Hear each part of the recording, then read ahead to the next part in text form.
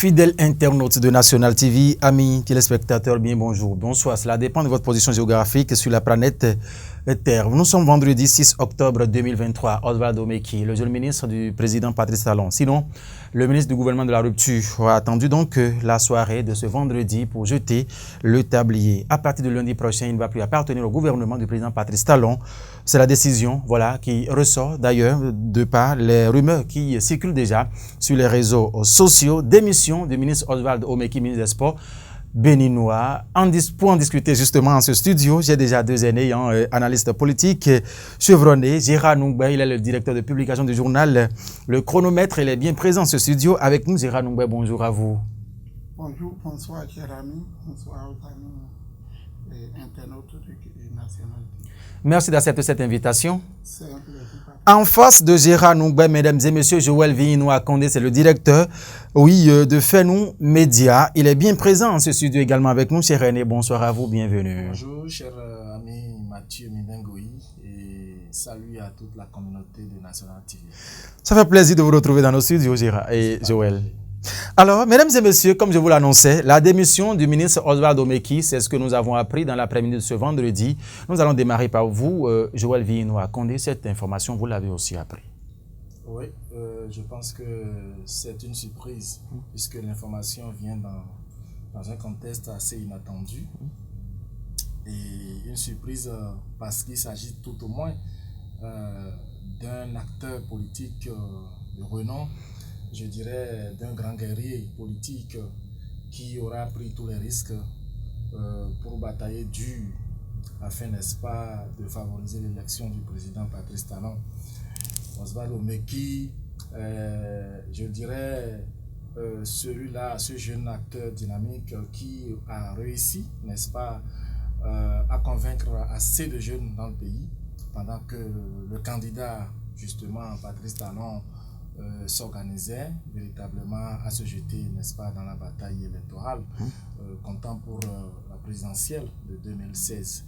Et donc, quand un homme de cette envergure, quand un acteur chevronné de ce rang arrive, n'est-ce pas, à déposer sa démission, à mettre fin à ses fonctions par lui-même, je pense que ça doit susciter assez d'interrogations, assez de curiosité. Je pense que tout comme vous, nous avons été informés, c'est confirmé que désormais Oswald Omeki ne fait plus partie justement de l'équipe gouvernementale du président Patrice Talon.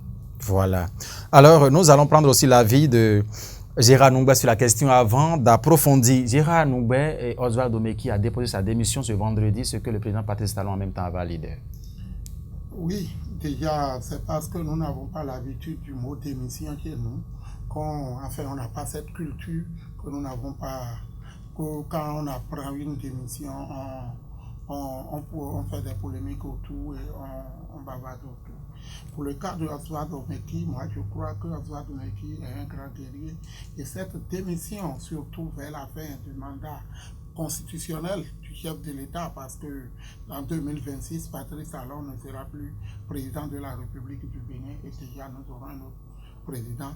Oswald Omeki, que nous reconnaissons pour avoir été un grand guerrier, l'artisan même de la victoire du candidat Patrice Talon en 2016 à travers ces mouvements qu'il a organisés dans tous les départements du pays et tel qu'il avait bataillé dur pour que les choses allaient telles qu'on l'a vu.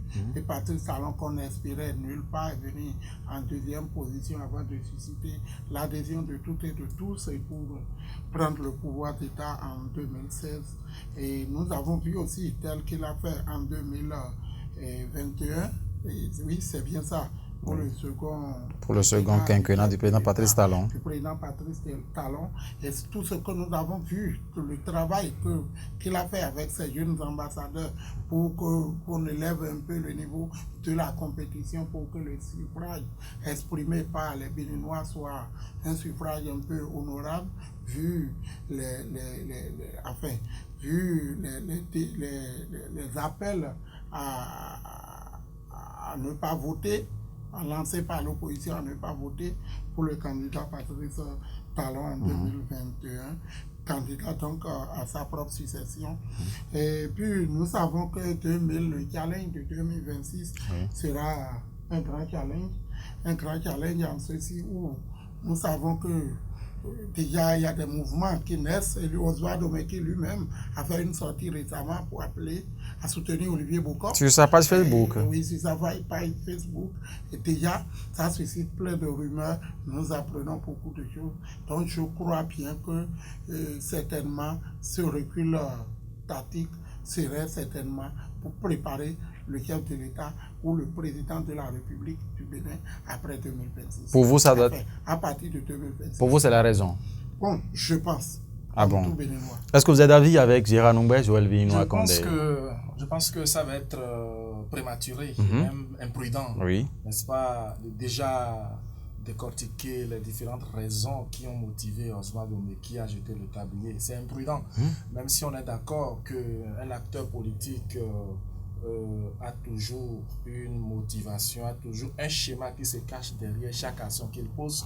Je pense que ça va être prématuré de penser que c'est pour 2026 que Oswald Omeki se retire, puisque 2026 c'est encore dans 3 ans. 3 ans. Donc ça veut dire que probablement. Oswald Omeki a au moins 2024, 2025 pour rester au sein du gouvernement de Talon et mieux voir comment est-ce que les choses s'organisent afin de voir dans quelle mesure il doit être très plus utile, n'est-ce pas, à celui pour qui son cœur battrait, n'est-ce pas, pour 2026. Donc c'est imprudent et prématuré de déjà dire que c'est pour 2026. Toutefois, je pense qu'il faut rendre hommage à Oswald Omeki parce que nous avons une sociologie qui n'est pas tolérante lorsqu'on vous confie un poste de responsabilité.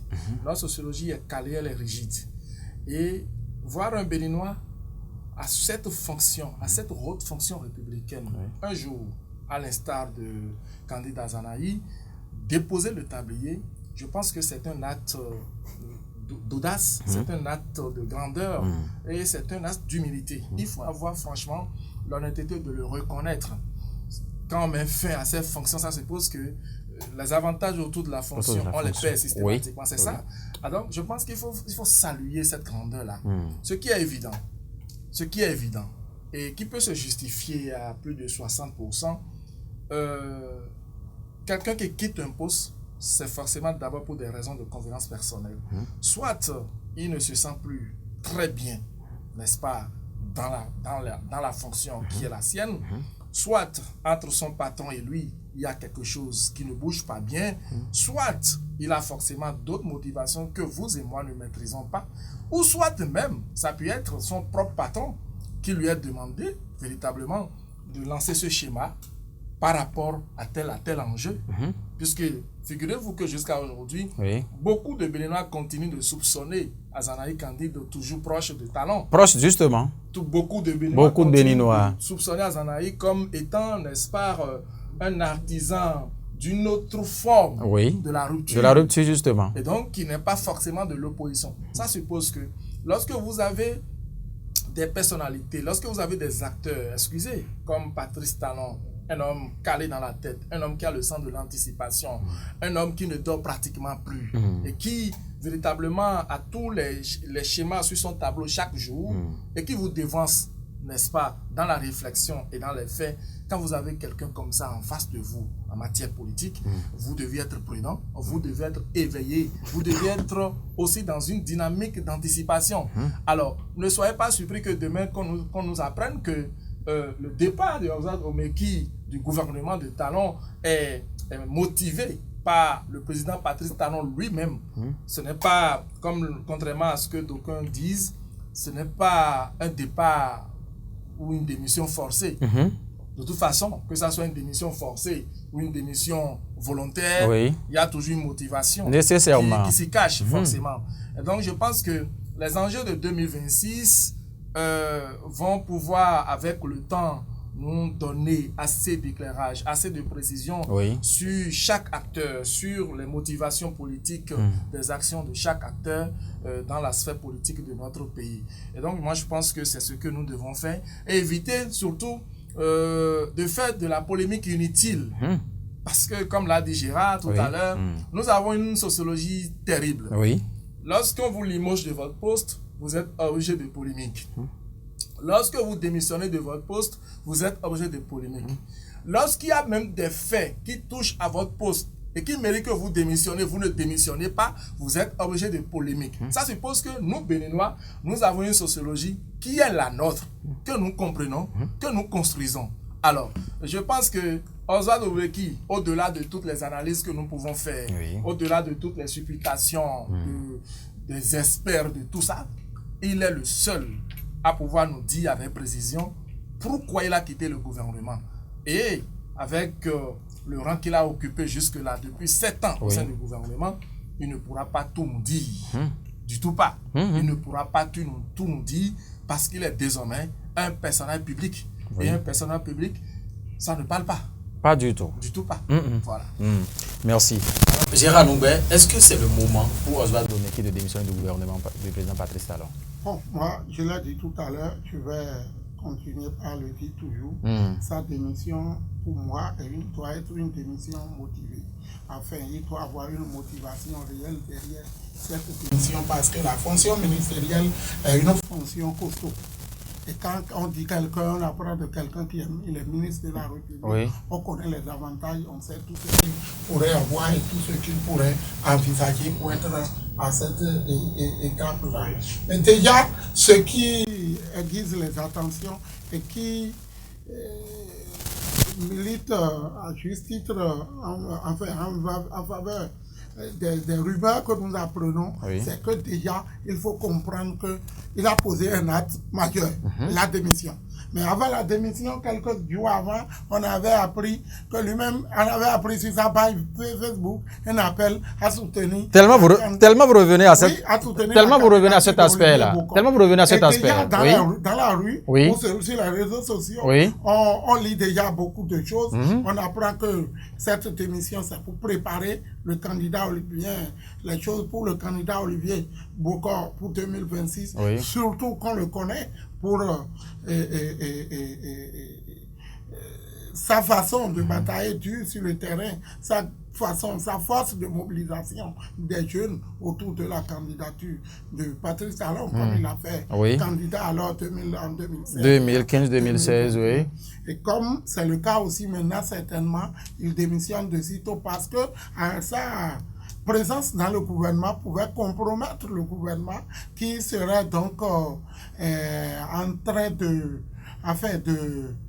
jouer à un jeu flou. Parce que le système partisan voulu par le chef de l'État ne voudrait pas qu'un membre du gouvernement se lève pour appeler à voter pour un candidat. Encore que le système partisan dont vous parlez a échoué. Et ils sont conscients bon, moi, en tout cas, c'est comme si j'ai une maison, j'ai un grand portail et déjà il y a un individu qui escalade le mur pour venir dans la maison alors que le portail est là. Puis Olivier Bokor appartient certainement à un parti politique. Bien évidemment. Mais on apprend, mais déjà au lieu de passer par ce parti-là, il a laissé les deux partis du chef de la mouvance et on sait des jeunes qui suscitent sa candidature. Lui-même n'a jamais monté au créneau pour refuser à part le simulacre qu'on a eu à voir à l'époque.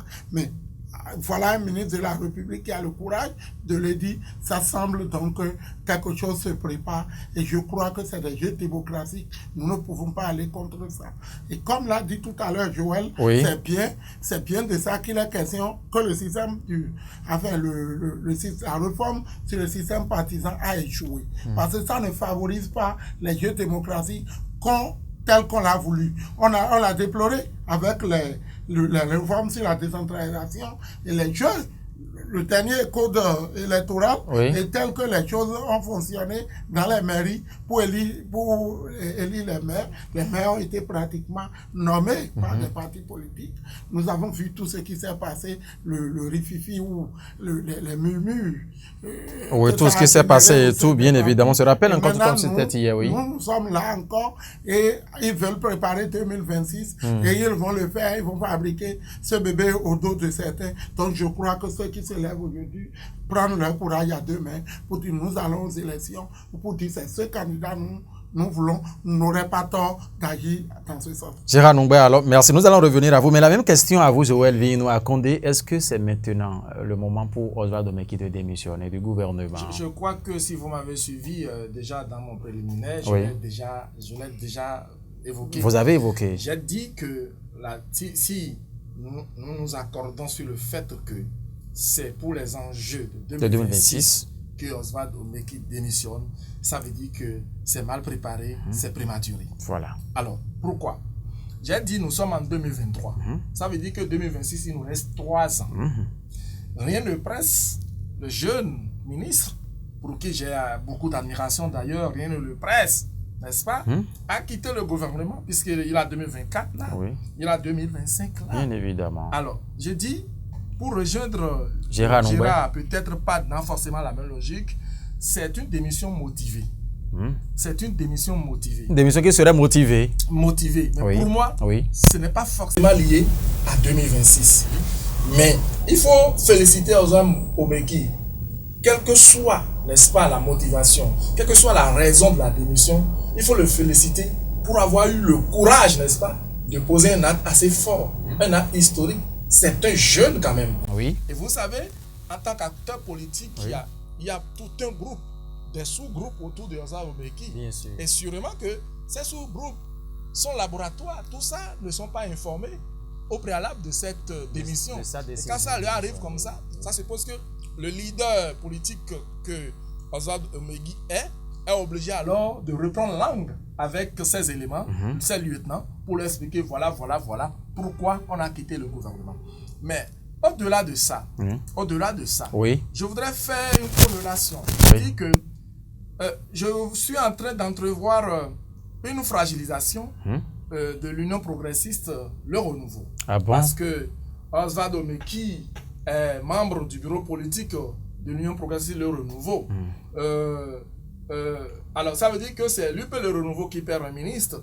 Et nous n'avons aucune assurance que celui qui va remplacer Oswald Omeki sera justement du même parti. Du même parti politique. Élément. Deuxième élément, Oswald Omeki, si vous le dites, vous l'avez dit, je le répète, que c'est pour Olivier Bokor, n'est-ce pas, qui se retire du gouvernement, n'est-ce pas?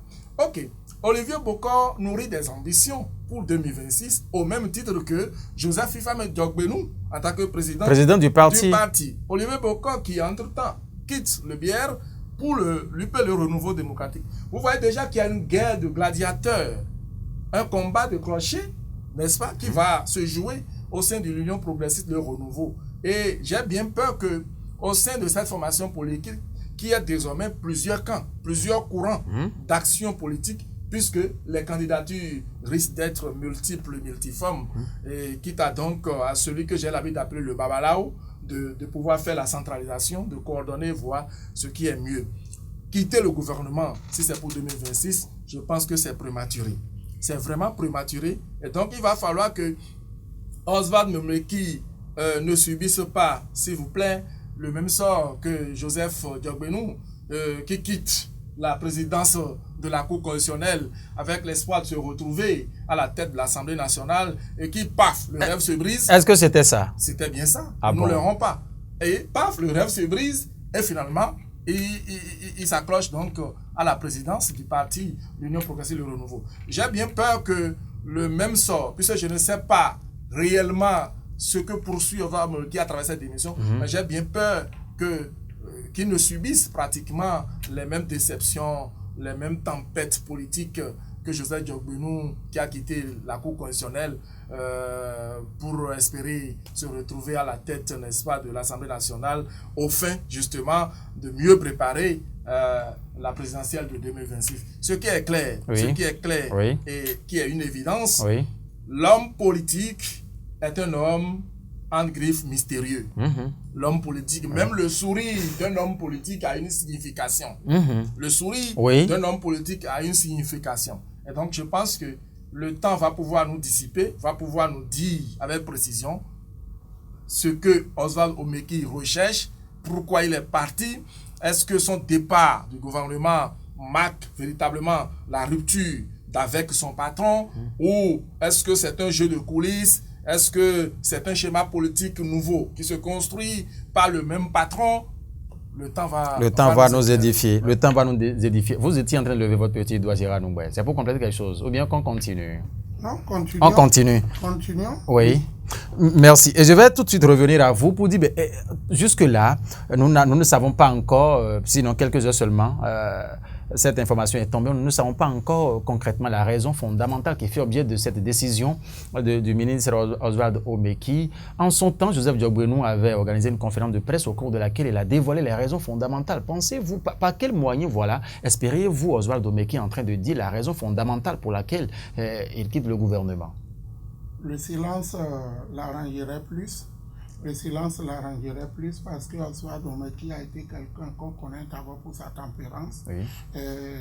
Pour peu que nous l'ayons observé jusque-là, s'il a été un monsieur loyal, je ne pense pas qu'il y ait poussé l'affront jusqu'à cet extrême où il va choisir de jeter l'eau et le bébé comme ça pour un régime à qui il a fait vœu de fidélité depuis jusqu'à aujourd'hui. Donc, je crois que c'est là où il faut d'abord nuancer la question. Maintenant, revenir avec mon confrère Joël pour dire que ce qui se passe est bien, des intérêts ou enfin des visées. Des visées. Oui. Et nous avons parlé tout à l'heure de 2026 avec Olivier Bokor. Il a analysé tout à l'heure par rapport à Joseph Ifame qui a quitté la Cour constitutionnelle pour dire pour croire qu'il va à l'Assemblée nationale. Mais qu'est-ce qui a pu se passer pour qu'il aujourd'hui reste il est président, à la tête du président à la tête du parti. Pour qu'il se contente justement à son parti, l'Union progressiste, le renouveau. Joël a parlé tout à l'heure pour dire que oui.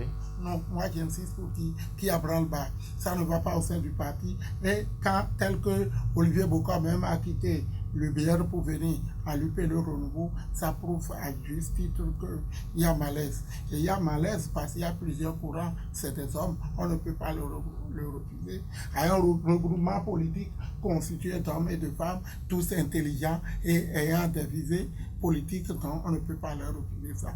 Mais je crois que la bataille de 2026, je crois que cette démission, enfin, pour aboutir, enfin, pour choisir le contraire à mon ami Joël, j'allais dire que cette démission n'est pas prématurée, n'est pas précipitée parce que qui va loin ménage sa monture. Et pour ménager sa monture, il vaut mieux rester dans son couloir et droit et travailler de sorte à être sûr de là où on va, mais se contenter de sa personne ou de ses intérêts à lui seul pour être au gouvernement. Je crois qu'il y a beaucoup de travail à faire sur le terrain, comment organiser les trucs, redynamiser les cellules de base et surtout son mouvement, les ambassadeurs, parce que nous l'avions dit tout à l'heure, que le système partisan a échoué.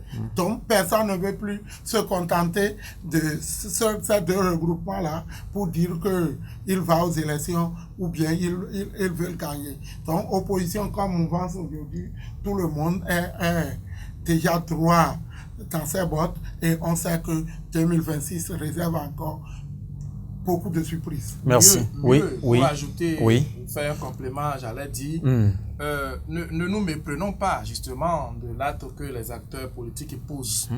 Parce que depuis quelques mois, nous vivons les vagues de suscitation de candidatures. Et dans le pays, du nord au sud, de l'est à l'ouest, la seule candidature justement qui est suscitée jusque-là, c'est celle d'Olivier Bokor.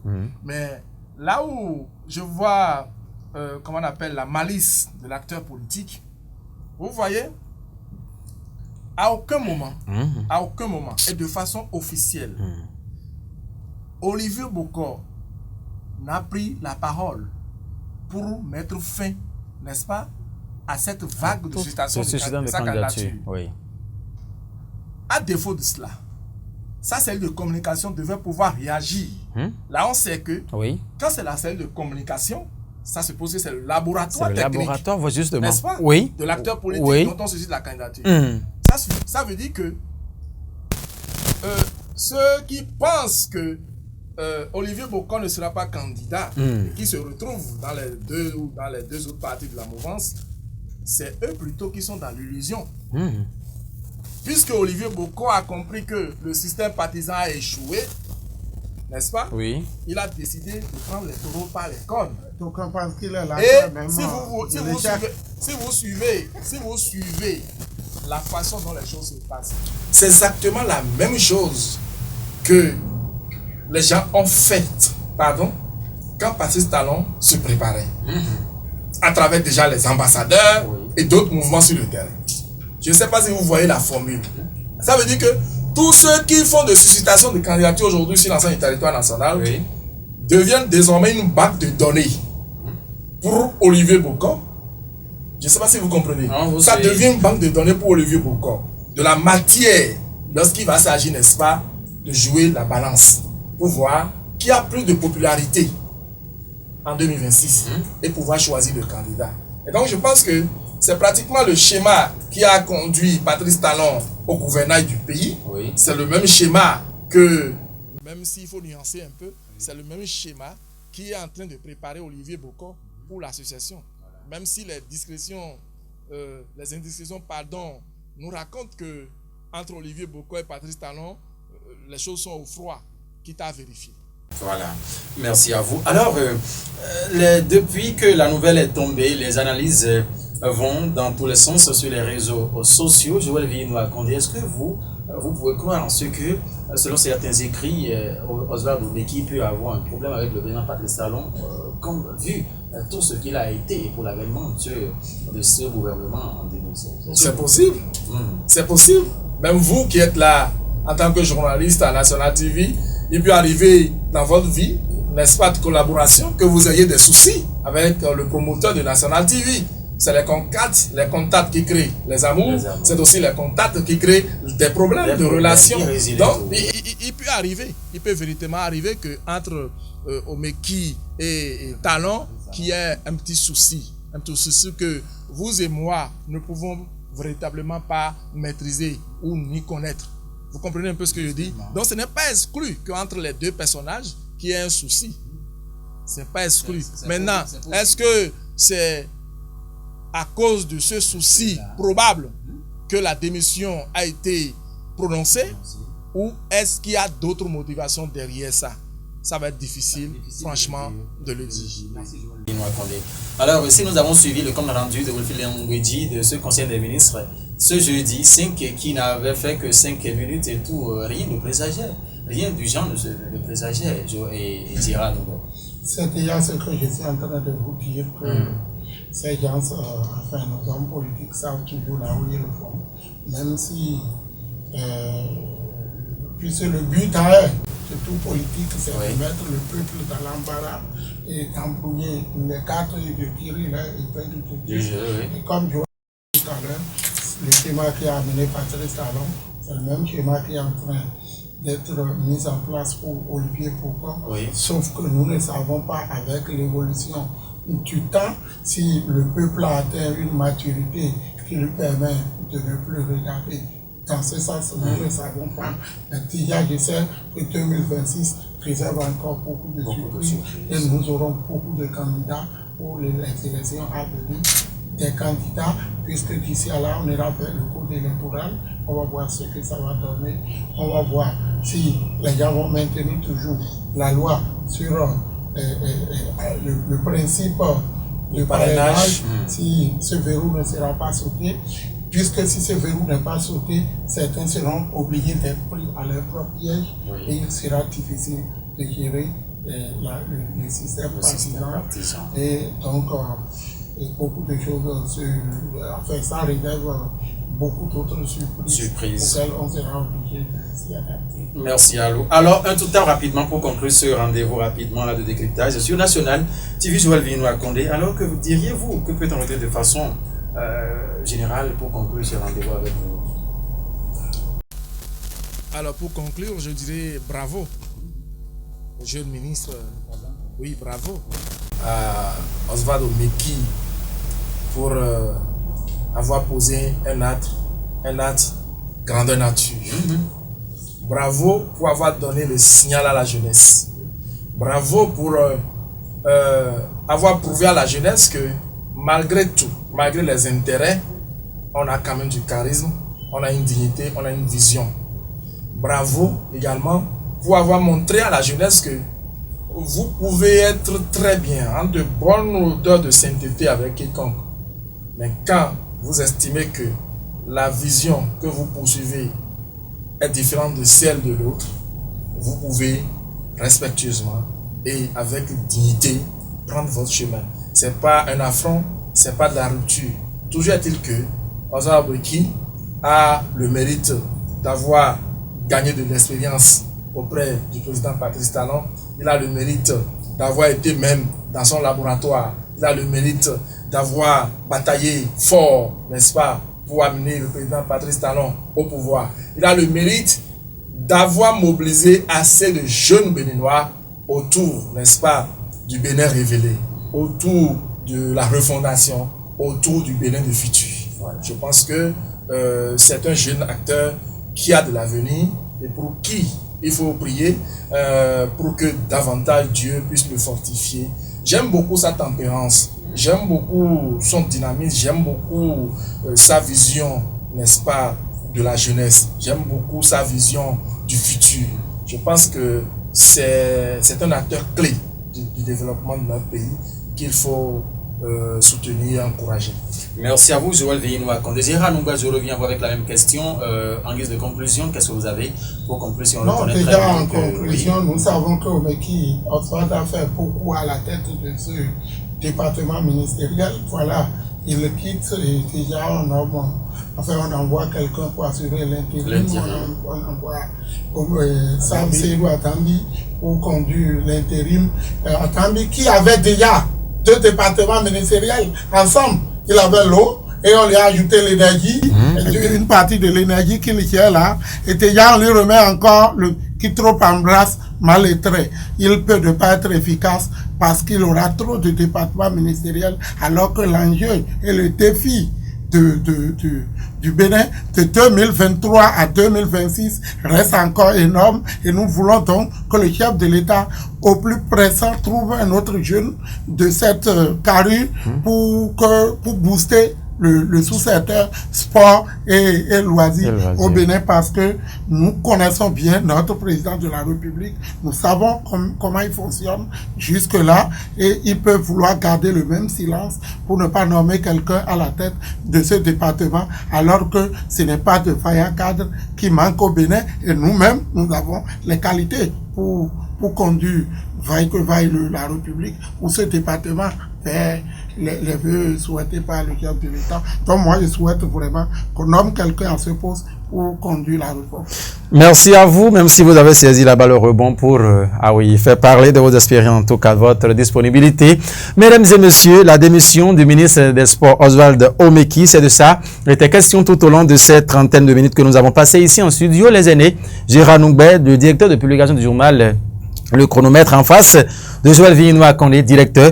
Voilà, de Fais-nous Média. Également, vous les avez suivis, mesdames et messieurs, ce qui est su dans nos prochaines émissions, dans nos prochains rendez-vous, justement. Nous allons revenir encore de façon beaucoup plus approfondie d'autres circonstances qui peuvent en tout cas amener Oswald Omeki à démissionner du gouvernement qu'il a risqué sa vie, en tout cas installé en 2015 et qui a continué jusqu'en cette année 2023. Merci infiniment de nous avoir suivis. Guillaume Moncari, merci à vous. Merci à Ifadata Moussa à l'édition. Le rendez-vous, c'est encore pour très bientôt. Portez-vous bien. Au revoir.